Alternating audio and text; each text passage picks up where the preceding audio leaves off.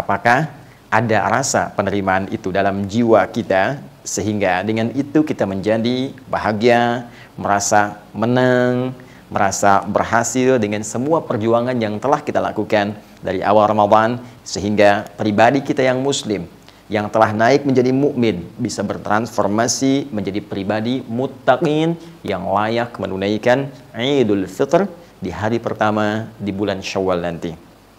Nah, teman-teman sekalian, kita telah merumuskan dan menurunkan berdasar keterangan Al-Quran dan hadis-hadis Rasulullah SAW tentang tahap persiapan Idul Fitri itu.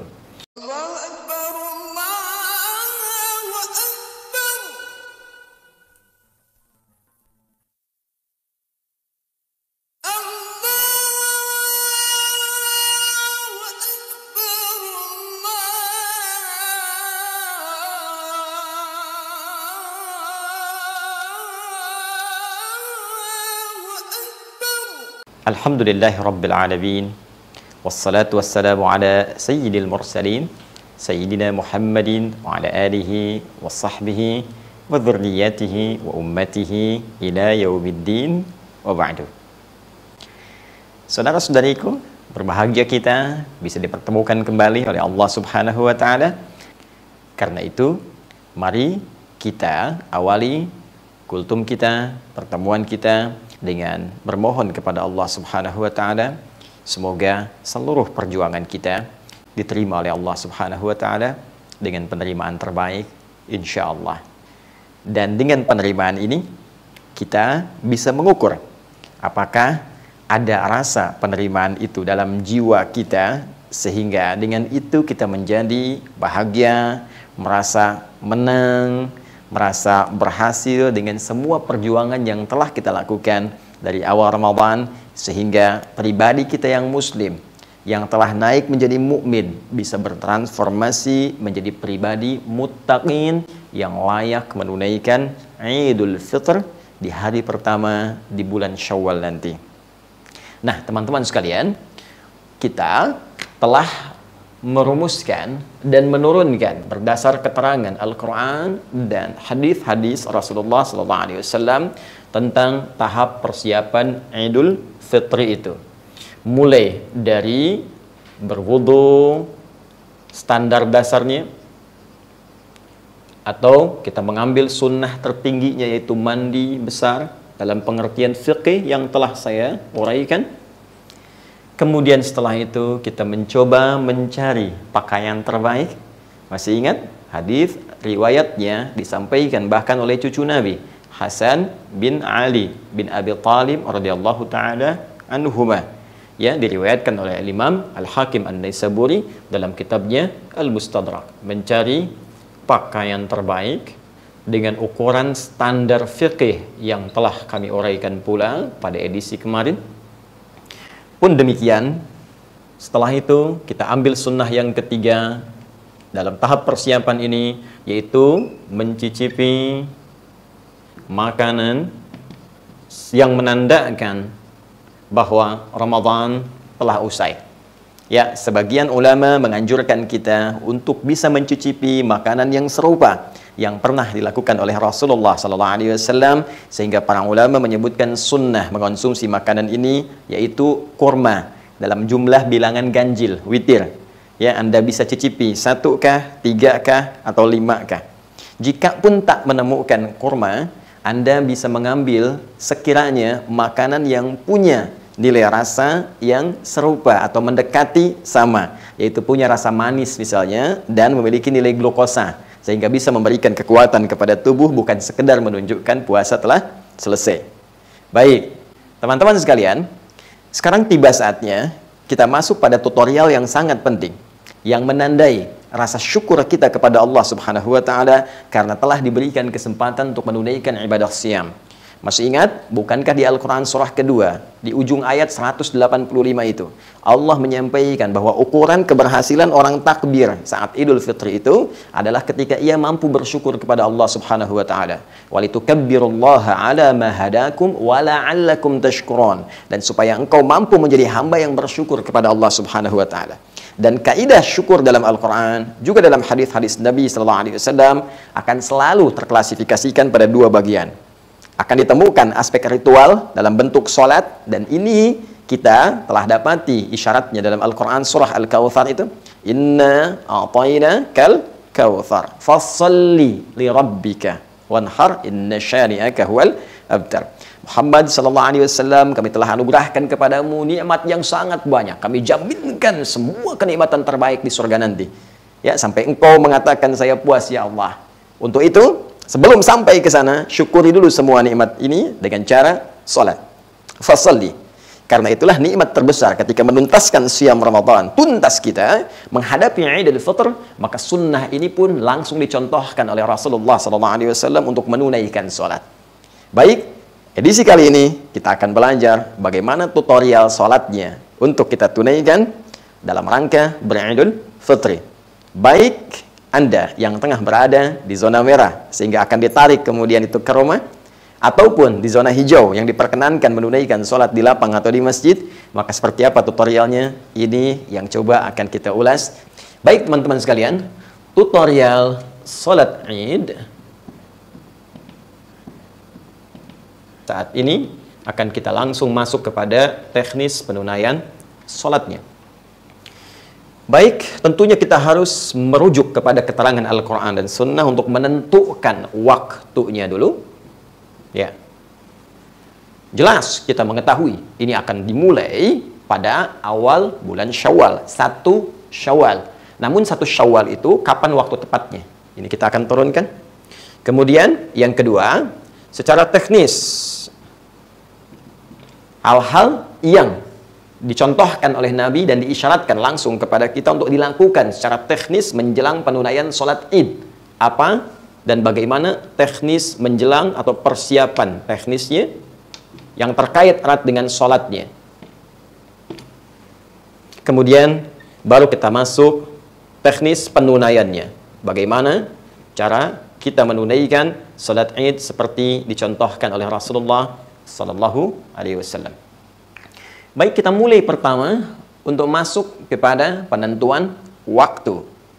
Dalam konteks penunaian waktu ini disampaikan, dirujuk dari keterangan para sahabat yang sampai kepada Nabi SAW, dan Imam Ahmad kemudian menyebutkan dalam musnad beliau, dalam kumpulan riwayat yang beliau susun dari tersambung kepada sahabat Jundub, disampaikan bahwa kana Rasulullah SAW yusalli bina yaumal fitri wasyamsu ala qaidi rumhin. Bima makna adalah kami pernah diimami Rasulullah SAW tatkala menunaikan salat Idul Fitri, dan matahari, ini saat kami menunaikan salat itu, matahari dalam posisi ketinggian bayangannya itu ketika jatuh ke bumi, ketinggian bayangannya sekitar 2 tombak.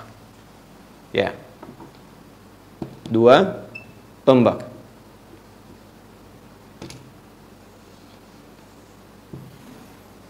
Seperti diketahui bahwa untuk menentukan waktu-waktu salat, dulu Nabi mengisyaratkan kepada para sahabat untuk menancapkan tombak, ya, terus misal tongkat ya di tanah, kemudian melihat posisi bayangan yang terpantulkan dari sinar matahari.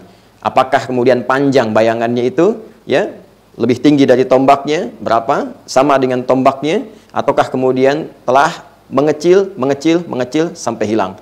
Maka itu keadaan yang dimaksudkan dari mulai tinggi, mengecil sampai hilang akan menunjukkan secara spesifik waktu penunaian sholat. Ini cara yang paling praktis. Baik, kalau kita lihat teman-teman sekalian, hadis-hadis yang terkait dengan ukuran bayangan 1 tombak, 2 tombak, ini waktunya tentunya terkait setelah matahari terbit dari tempat terbitnya, masyriq, ya. Kalau ia terbit dari tempat terbit, begitu pas terbit, kemudian dia bergeser, ya, bayangan sudah menunjukkan 1 tombak, ya. Ini disebut dengan waktunya dari awal duha, syuruk, ya, syuruk. Jadi saya tuliskan syuruk seperti ini. Nah, ini awal duha. Ada salat syuruk, gitu kan?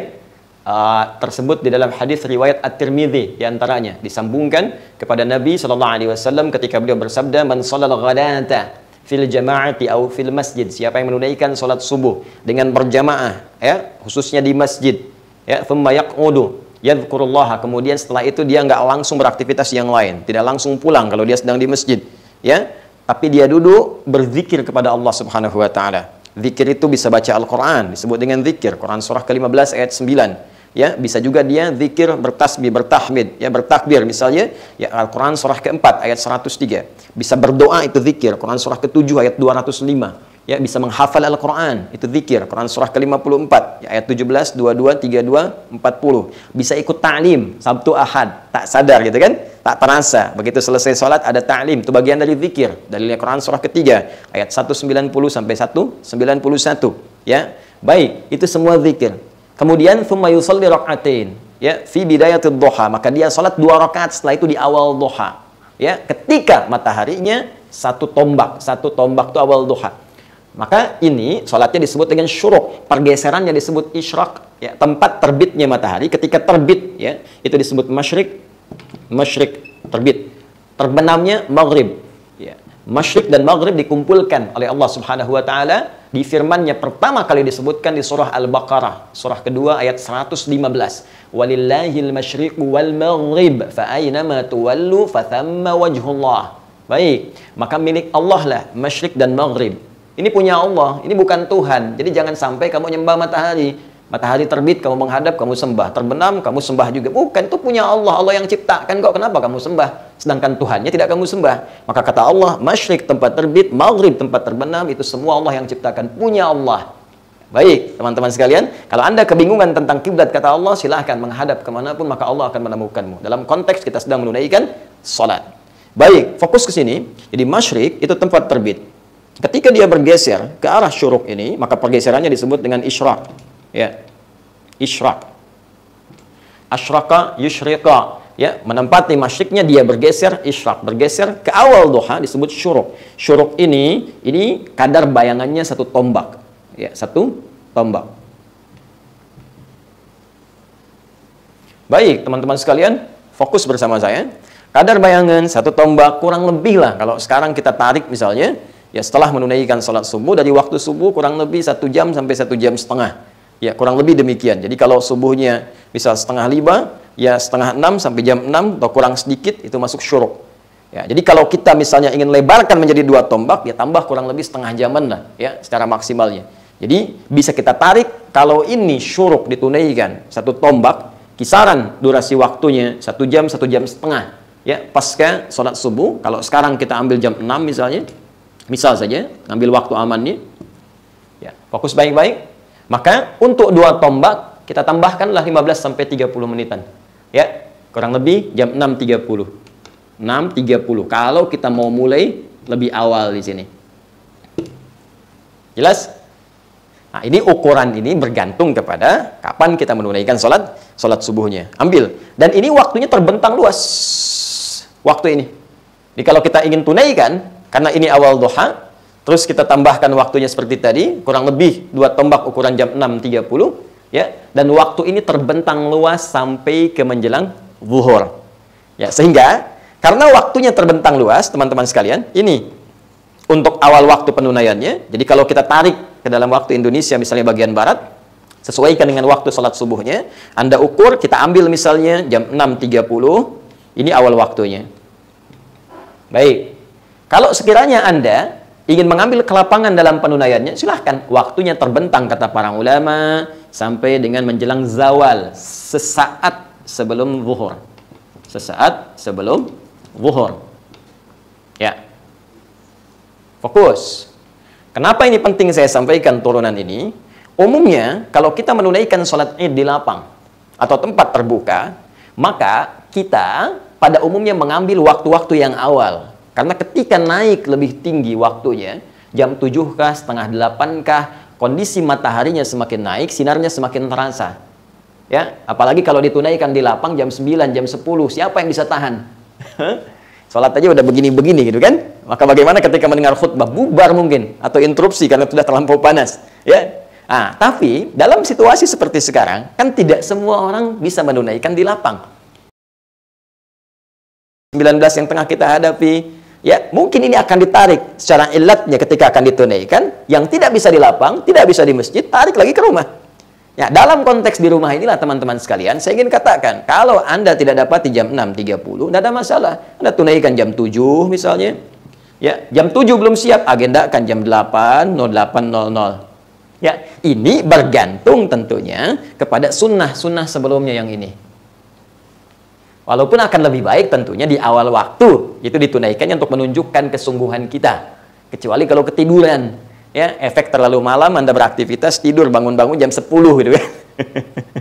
Baik, kembalikan. Jadi setelah berwudu, mandi, berpakaian terbaik, icip-icip makanan, kan? Setelah cicip, siap-siap, tentukan waktunya jam berapa mau sholat. Jelas sampai sini? Baik, ini yang saya sampaikan. Baik, syuruk sudah saya sampaikan dengan pahala senilai haji dan umrah itu, ya sempurna kata Nabi, hadisnya sahih. Kemudian untuk waktu penunaian Idul Fitrinya ditambah lagi sekitar 15 sampai 30 menit untuk menunjuk awal waktu penunaiannya, yaitu qaidi ramhain berdasarkan hadis yang tadi saya bacakan. Kemudian teman-teman, setelah itu fokus baik-baik. Sebelum sampai ke sini, saya ingin memberikan penekanan perbedaan antara penunaian sholat Idul Fitri dengan Idul Adha. Kalau Idul Fitri waktunya agak lebih melebar ke siang, Idul Adha lebih dimajukan. Ya. Kenapa? Karena ada ibadah.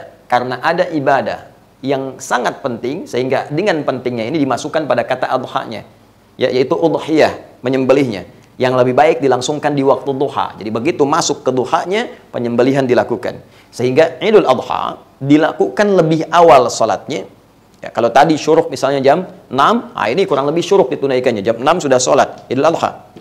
Dan sunnahnya tidak makan dulu. Beda dengan Idul Fitri. Sunnahnya Idul Fitri makan dulu, Idul Adha tidak makan dulu. Sholat, baru sepulang sholat ditunaikanlah kemudian sunnah untuk makan itu. Lebih baiknya dari hewan yang telah disembelih dan dimasak terlebih dahulu.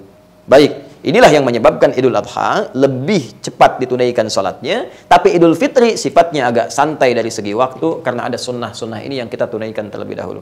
Jelas?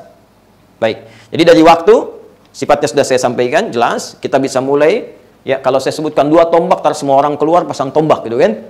Tapi kan sekarang eranya sudah digital, ditarik. Sholat fardu dulu begitu. Tanam di lapang dulu kelihatan. Tapi sekarang kan lihat jam sekian, sekian, sekian. Bahkan jam tertentu sudah ada, syuruk jam sekian. Anda tinggal tambahkan saja.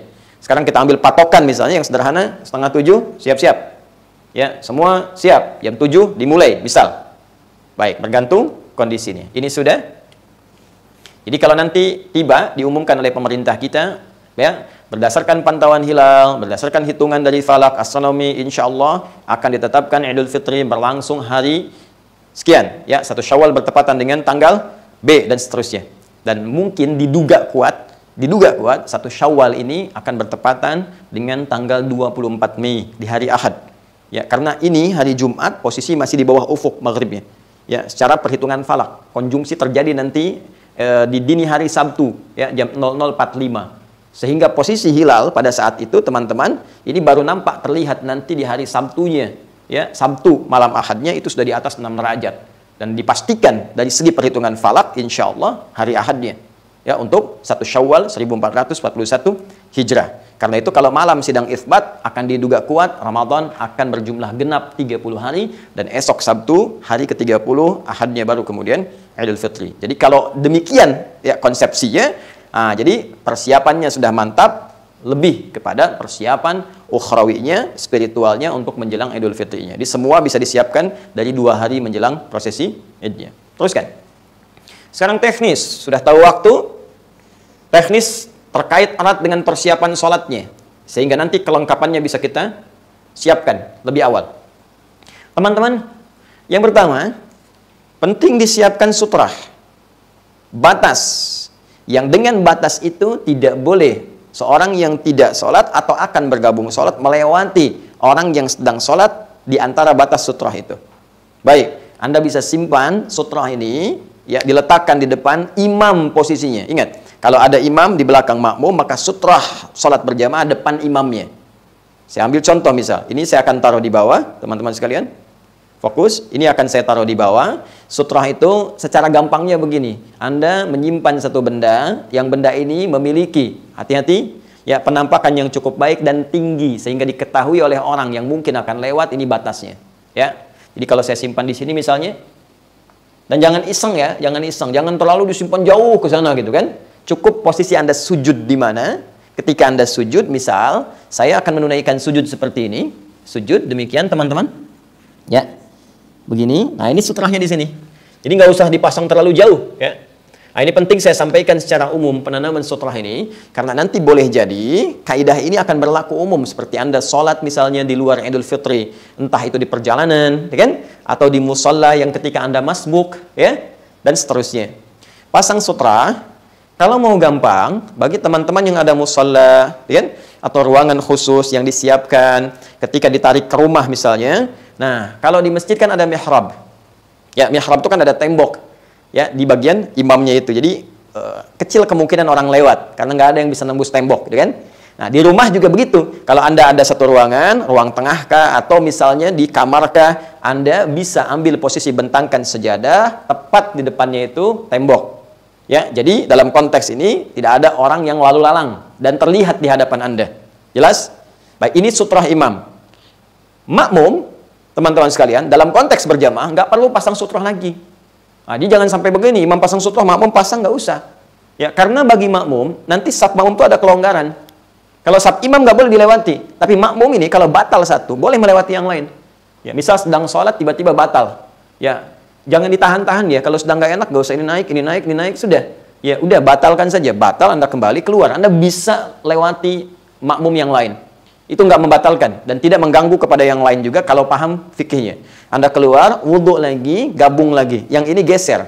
Saat ini bergeser seperti ini, nanti ketika Anda selesai wudhu, Anda isi yang paling pojok. Jangan maksa ke sini lagi. Jelas ya? Baik, ini sutrah. Simpan, jangan dilewati. Ini sunnah. Karena itu, siapkan kondisinya. Apa yang penting terkait kondisi ini? Tadi, tentukan ruangan di mana Anda akan sholat. Kalau ruangan di ruang tengah cukup lebar misalnya, keadaan di rumah, ataupun di lapang misalnya yang lebar, maka cepat tentukan sutrahnya supaya nggak dilewati orang.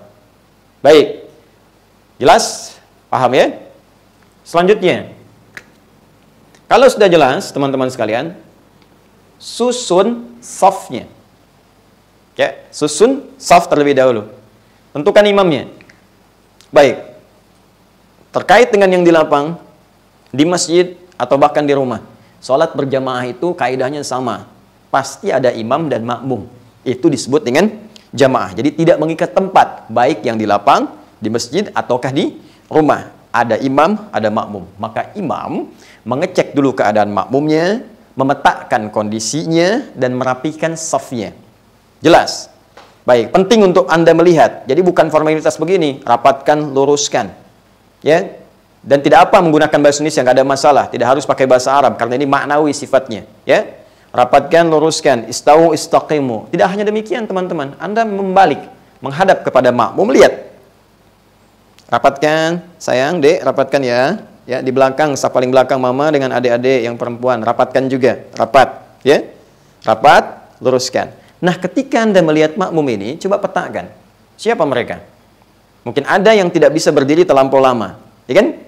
Ada yang bisa bertahan untuk dibacakan surat-surat panjang. Disinilah nanti kita akan bisa memilih di antara sekian uraian sunnah dari Nabi, surat apa yang dibaca. Kita akan lihat mana yang paling sesuai dengan makmum, sehingga makmum merasakan kenikmatan dalam penunaian sholat itu. Jelas? Baik. Kemudian selanjutnya, teman-teman sekalian, teruskan. Sholat akan dimulai tanpa diawali azan dan iqamah. Awas hati-hati, jadi jangan terlampau soleh. Ya, saya ulang, jangan terlampau soleh, tidak perlu ada adzan, tidak perlu ada iqamah.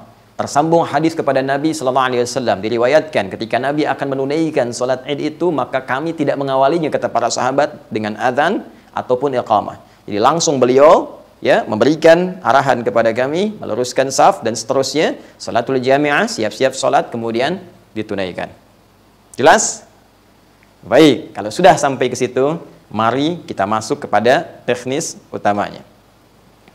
Baik, salat Id baik ditunaikan di lapang, di masjid, ataukah di rumah. Dan sekali lagi, saya ingin tegaskan kepada kita semua tanpa kecuali, dalam suasana yang sangat baik ini teman-teman sekalian, untuk saling menghormati penunaian sunnah. Baik sunnah yang dipilih untuk ditunaikan di lapang, di zona-zona hijau yang diperkenankan dengan konsolidasi otoritas setempat, ataukah ditunaikan di rumah yang kemarin saya terangkan dalilnya untuk mengambil hadis penunaian di rumah. Ya, hadisnya sudah saya jelaskan dari sahabat Abu Hurairah, dari sunannya Abu Daud, nomor hadisnya saya sebutkan 1162, bagaimana ketika kondisi Nabi akan menunaikan sholat, tiba-tiba fa'asabana matar, kata sahabat, turun hujan, maka Nabi tarik sholat itu ke masjid. Apa alasannya? Supaya sahabat kemudian tidak terkena hujan, mungkin fisiknya terganggu, ada yang sakit dan tak kondusif sholat. Jadi kalau untuk menghindari hujan saja ditarik kepada kondisi yang lebih rapat lagi, lebih terlindungi lagi, maka bagaimana dengan virus yang lebih mungkin kuat dibandingkan dengan dampak hujan yang mengenai tubuh seseorang. Maka bisa ditarik lagi ke tempat yang lebih dalam, yaitu kemana? Ke rumah. Di sini muncul kalimat kita, sholat id di rumah saja, bagi yang tak memungkinkan untuk ke masjid atau ke lapang. Dan ini contohnya sudah ada dipraktekkan oleh sahabat Anas bin Malik radhiyallahu taala anhu. Ya, Al-Imam Al-Bukhari meriwayatkan dalam hadis beliau di Abwabul Id, ya, Idain, bahkan Abwabul Idain, ya, bab pembahasan tentang sholat dua hari raya, baik Idul Fitri atau Idul Adha. Bab idza fatahul Id, bab spesifik pembahasan jika kehilangan kesempatan menunaikan sholat Id bersama orang banyak di lapang atau di masjid, ya, thumma yusalli rak'atain, maka dia tetap bisa menunaikan sholat 2 rakaat. Wa kadzalika nisa, demikian pula perempuan-perempuan yang enggak sempat ikut bergabung, boleh dia tunaikan. Ini yang paling menarik. Wa fil buyuti wal qura, dan cara penunaiannya di rumah atau di kampung-kampung, tempat-tempat yang spesifik. Itu ada di halaman atau di juz yang kedua, di halaman ke-23. Memang hadis ini mu'allaq sifatnya. Ya, mu'allaq itu terputus beberapa rawinya sehingga kualitasnya tuh tidak terlampau valid. Tapi dia punya penguat.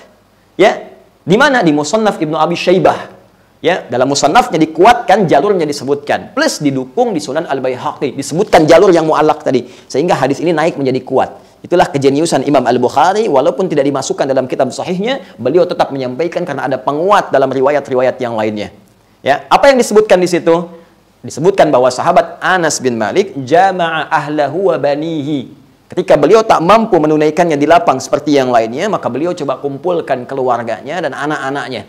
Thumma qama, kemudian naiklah, ya, asisten rumah tangganya, maulahu disebutkannya, ya, pembantu beliau, naik kemudian pada saat itu Ibnu Utbah, ya, naik Abdullah bin Utbah, kemudian naik beliau mengimami, ya, sholat 2 rakaat, bertakbir seperti orang-orang pun bertakbir, mereka menunaikan sholat di lapang atau di masjid. Jadi seperti yang lain menunaikannya di lapang, seperti menunaikannya di masjid, maka beliau pun kemudian bersolat 2 rakaat sama persis dengan yang di lapang, sama persis takbirnya dengan yang di masjid, dan tidak ada bedanya sama sekali, kecuali nanti dalam persoalan khutbah saja.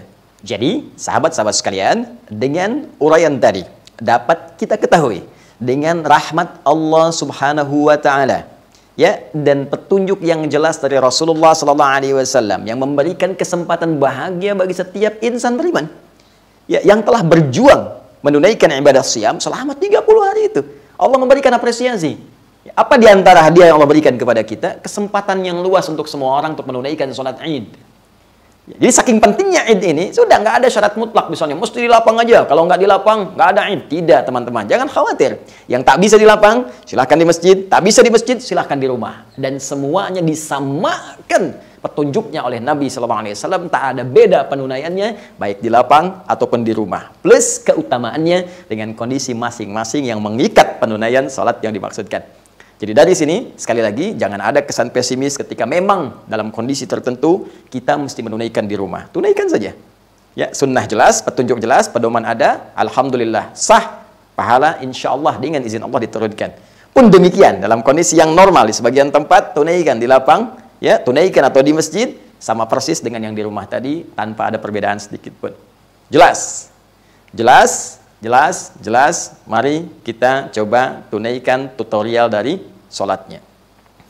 Menghadap ke arah kiblat, jelas, ukur arahnya, sesuaikan, jangan sampai keliru. Hati-hati, ini juga menjadi pelajaran penting. Ya, bagi sebagian keluarga yang barangkali selama ini belum pernah mengalami situasi ini, alhamdulillah bisa belajar lebih banyak. Bisa tentukan kemana arah kiblat yang benarnya.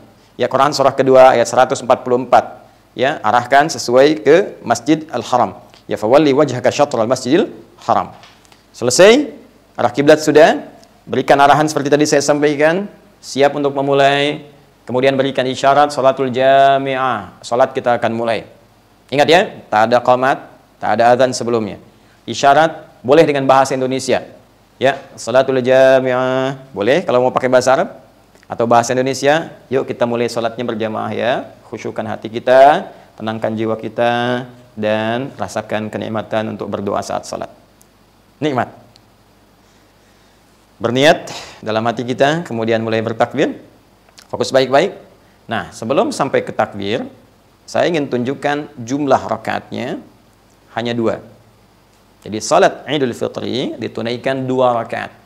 Seperti salat subuh, 2 rakaat. Jelas? Baik, 2 rakaat ini perbedaannya teman-teman sekalian spesifik saat takbir. Ya, dan pilihan bacaan surat nanti. Saat takbir diriwayatkan dari sahabat Katsir bin Abdullah. Ya, dari bapaknya, dari kakeknya. Katsir bin Abdullah.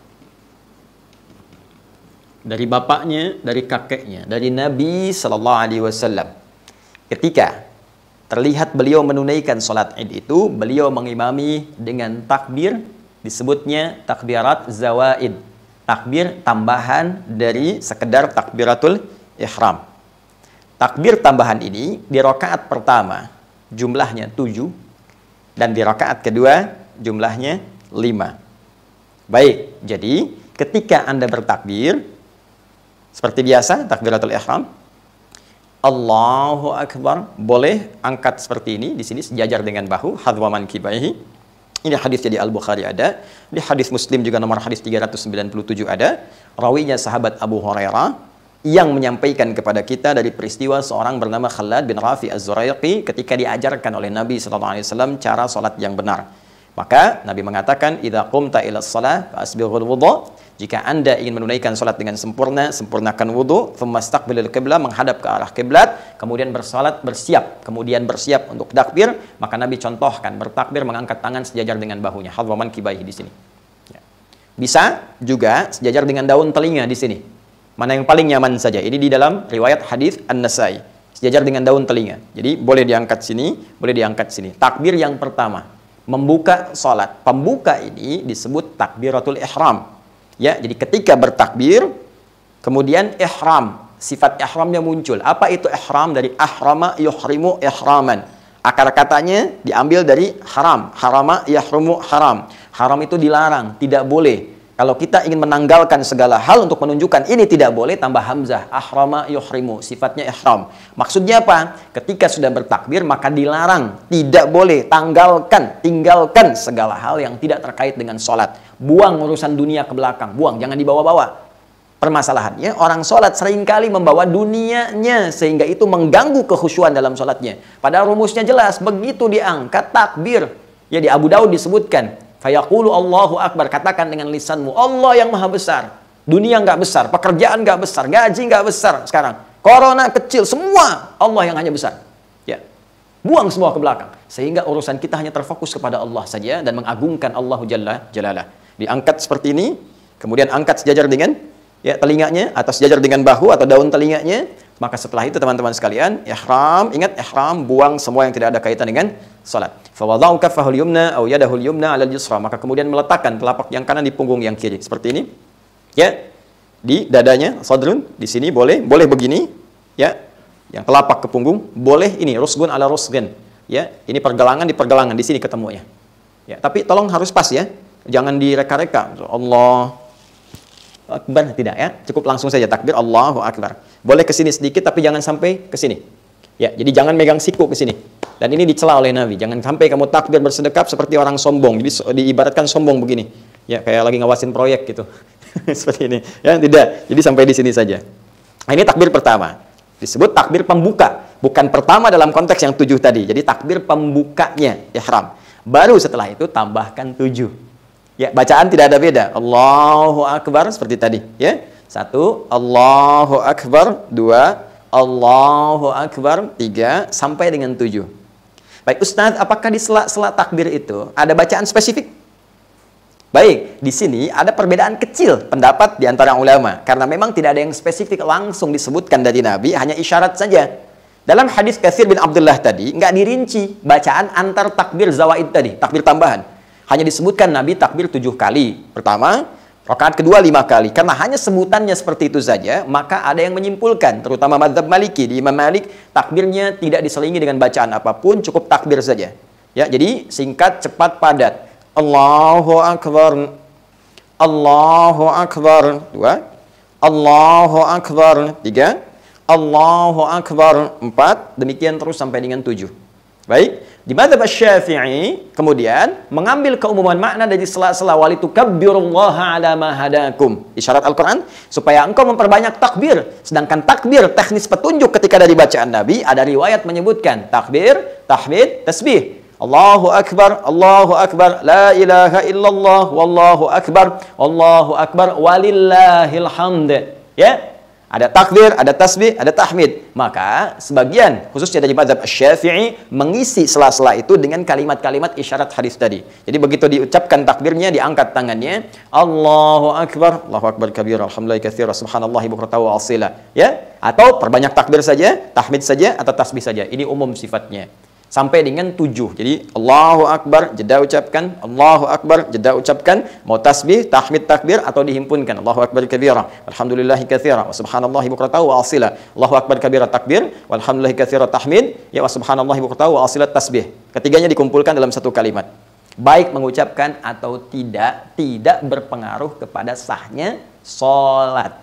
Jelas? Ya, jadi keduanya benar. Tanpa bacaan benar, tanpa mengatakan tadi benar, dikatakan pun baca tadi benar diantaranya. Ya, yang salah siapa? Belum tentu. Yang tidak sholat pun nggak salah karena hukumnya sunnah, Ferguso. Jelas ya.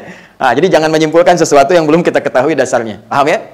Baik, teruskan. Jadi fokus ya, fokus lagi. Sudah takbir, kemudian selesai 7 kali. Nah, diam sejenak. Baca iftitah. Ya, silahkan disesuaikan. Iftitah itu banyak, ada lebih daripada 9 doa.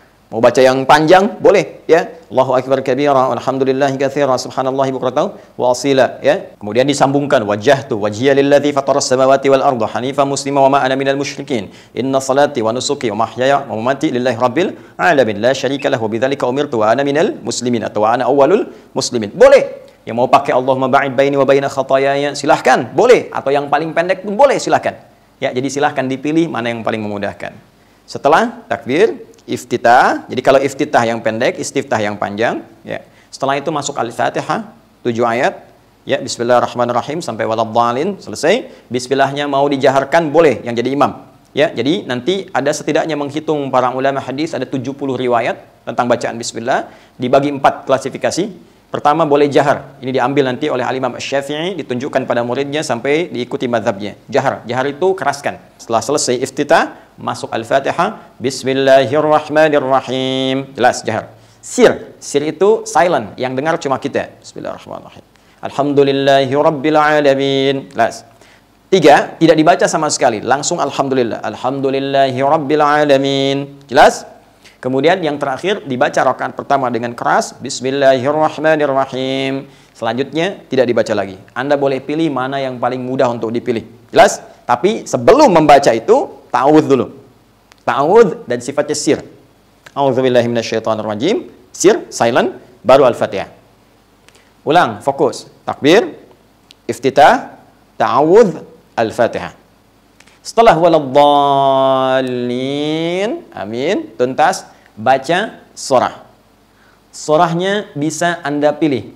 Ya, berdasar hadis riwayat Al-Imam Muslim menyampaikan riwayat dari Nabi sallallahu alaihi wasallam bahwa kebiasaan Rasulullah sallallahu alaihi wasallam, sekali lagi, kebiasaan Rasulullah sallallahu alaihi wasallam ketika beliau menunaikan salat Idnya, maka di rakaat yang pertama beliau kalau tidak membaca surat Qaf, ya, surah yang ke-50 atau membaca Al-A'la, surah yang ke-87, ya, Sabbihisma rabbikal a'la. Ini yang sering dibaca Nabi. Kalau sekiranya ada kemampuan untuk bisa membaca Satu di antara surah ini silahkan dipilih. Apakah Qaf atau Sabbihisma rabbikal a'la. Satu.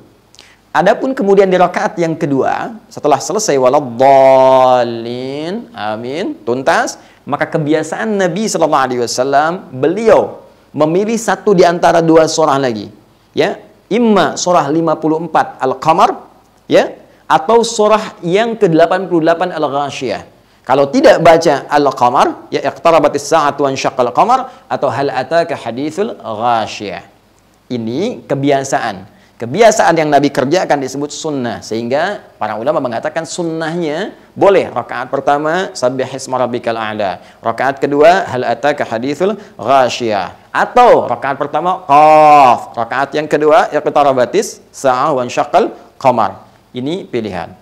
Kalaupun Anda melihat saat di awal tadi begitu nengok makmum, oh, anak-anak kecil masih bayi, ya. Istri juga barangkali agak kesulitan. Ada ibu mertua sepuh juga. Mau dibacakan Qaf. Mereka belum tentu kuat. Ayatnya cukup panjang. Ya, bukan hanya mereka nggak kuat, imamnya aja belum tentu hafal misalnya. Ya.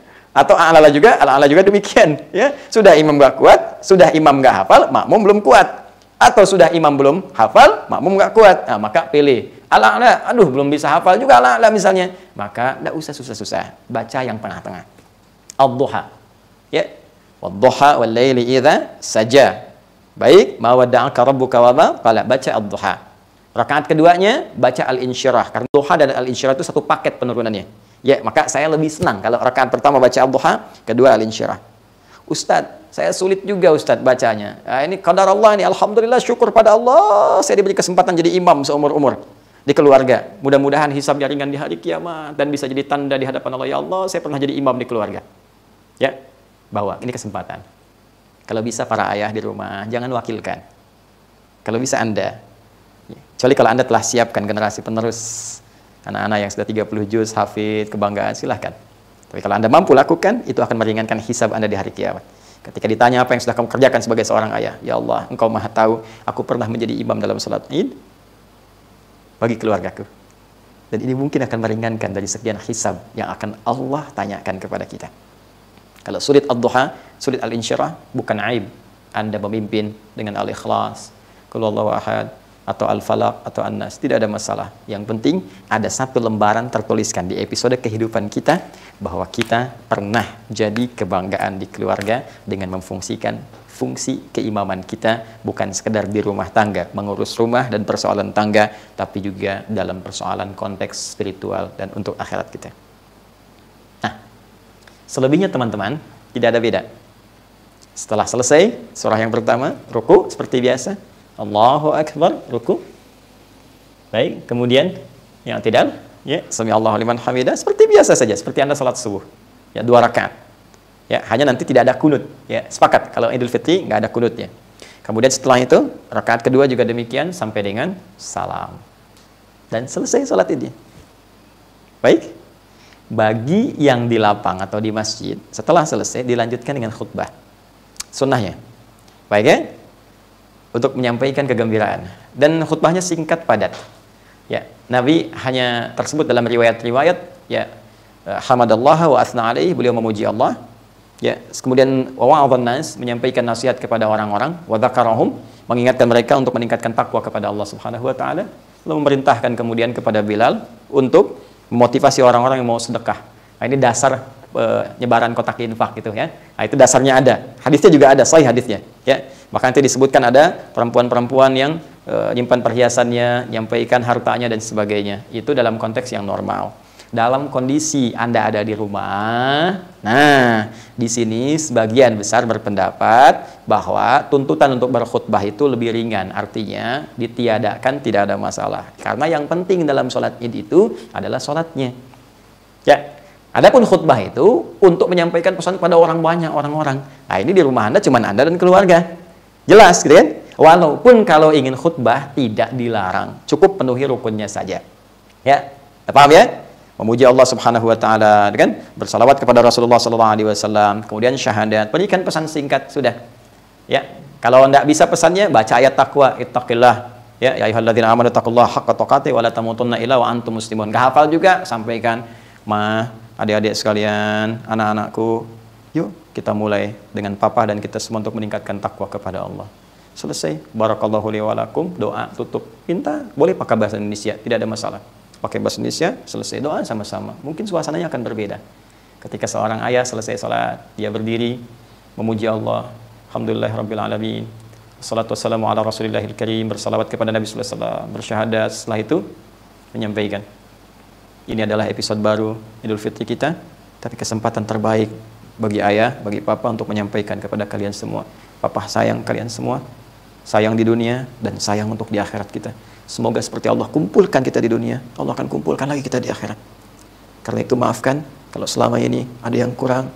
Mari kita jadikan hari ini sebagai hari baru untuk keluarga kita, untuk semakin meningkatkan takwa dan mendekat kepada Allah Subhanahu wa taala. Mari kita berdoa supaya Allah merahmati keluarga kita, melancarkan rezeki di keluarga kita untuk bisa semangat beribadah kepada Allah. Mari berdoa semuanya. Ketika berdoa penuh khusyuk, mengalir air mata kita dalam suasana yang sangat haru, boleh jadi rahmat Allah diturunkan pada saat itu, dan kita mintakan spesifik, ya Allah, angkat wabah ini supaya kami bisa menikmati ibadah di masjidmu lagi, menikmati ta'lim lagi, menikmati jumpa dengan para sahabat, silaturahim lagi. Lalu selesai. Setelah itu Anda bisa berpelukan dengan keluarga terbatas, ya kan? Demikian, tuntas. Di rumah, di lapang bisa Anda kerjakan dengan situasi yang tentunya sekali lagi tetap berkoordinasi dengan otoritas tempat dan ikuti protokol yang telah diberikan garis dan panduannya. Sampai di sini tuntaslah tutorial salat Idul Fitri kita, tinggal pelaksanaannya saja dan persiapan kita maksimalkan seperti yang telah kami uraikan. Hanya satu persoalan lagi. Bukankah tanda syukur itu dibagi dua klasifikasinya? Ingat, kembali kepada ayat Al-Quran Al-Baqarah 185. Ingat, belum selesai pembahasan kita. Bahwa wala'allakum tashkurun, supaya orang puasa itu bisa bersyukur, tingkatkan syukurnya kepada Allah dan bahagia dia di Idul Fitri ya, ditandai yang pertama dengan sholat. Dan telah kita tuntaskan. Demikian yang saya sampaikan, semoga bermanfaat. Saya menyayangi Anda seperti saya menyayangi diri saya, dan saya bermohon kepada Allah semoga kita semua dirahmati. Selamat berbuka. Subhanakallahumma wa bihamdika asyhadu an la ilaha illa anta astaghfiruka wa atubu ilaik. Wa akhiru da'wana alhamdulillahi rabbil alamin. Assalamualaikum warahmatullahi wabarakatuh.